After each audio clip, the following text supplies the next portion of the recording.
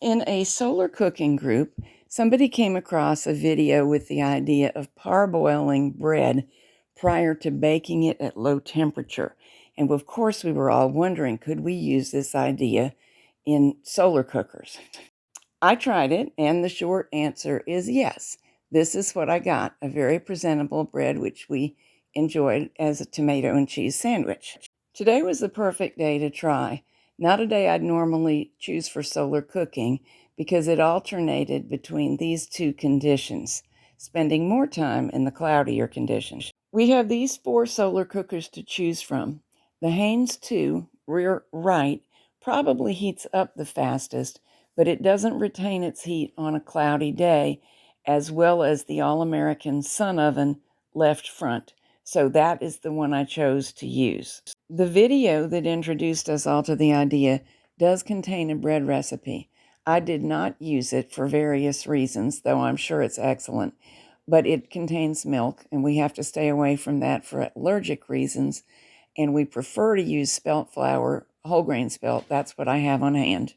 So I used my own recipe, and at the end of the video, I'll include it in case any of you want to use it too, and I will explain to you the things I would do the same next time and the things I would do differently. After allowing the dough to rise for about an hour, it was nice and puffy. I divided it into 3 sections and rolled it out as you see, then followed the original instructions to roll each flattened piece up into sort of a tube halfway through to seal the tube, then continue rolling until it makes sort of a sub-roll shape, but we got to it a funny way. Then seal the bottom edge together and seal the ends together. I was not particularly faithful about being perfect about this, and that's something I would change next time. I would tidy it up more exactly. When I started to prepare the sub rolls or little baguettes, I already had started water boiling, but it's a lot of water and it takes some time. So these did sit long enough to allow the water to finish coming to a boil and began to rise a little bit again. Then, this is the scary part that I've never done before, all 3 went into the boiling water. While they are boiling, they do tend to puff up a little bit. The original instructions suggested 3 minutes, and I went with 3 minutes exactly. Then removed each baguette with a pair of spatulas and laid them back in the sub-roll pan. Just as suggested in the original video, I made little diagonal cuts across each loaf, and into the sun oven they went. The oven struggled to maintain 200 degrees, but it just did. At one point, it did drop to 180, and at one point, it was as high as 250, but it stayed pretty close. At 55 minutes of baking, my Pampered Chef test straw that I use said that they were done. It came out clean. I took a little taste, and it did seem done, but a little moist, so I left them a few more minutes. At 70 minutes, it started to sprinkle, so we decided we were done. The photo makes this look like an impressively crusty piece of bread, which the other video did promise. Solar ovens aren't famous for producing that, and this picture really exaggerates. It's okay, but it's not a crunchy crust. Here's the recipe I used, and here's one of the things I'd do differently next time. I really believe I could have used an additional cup of flour.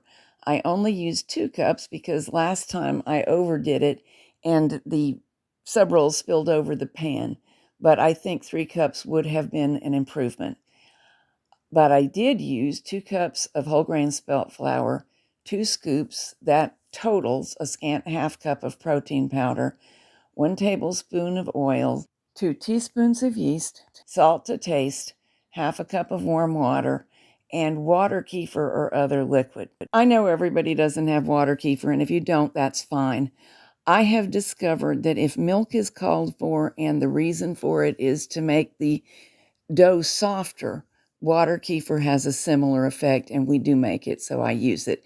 But the recipe will work with water or milk. Dissolve the yeast in the warm water, then mix everything together and knead it a little bit. We don't mind the non-flavored protein powder being added, and it doesn't interfere with the yeast rising.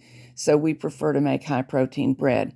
If you would rather have a more traditional bread, you can leave that out and substitute a like volume of the flour you're using. You can also use some oats instead of some of the flour or the protein powder.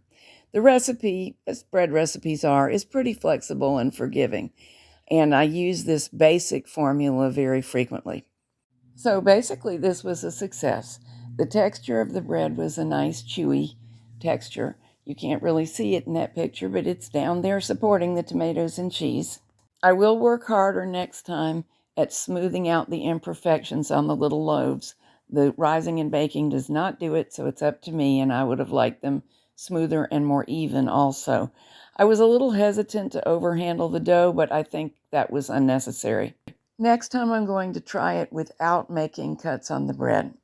See how that turns out. The question that we solar cooks had, could one really complete bread in a 200-degree oven, 200 degrees Fahrenheit, by means of parboiling it first, seems to be answered yes.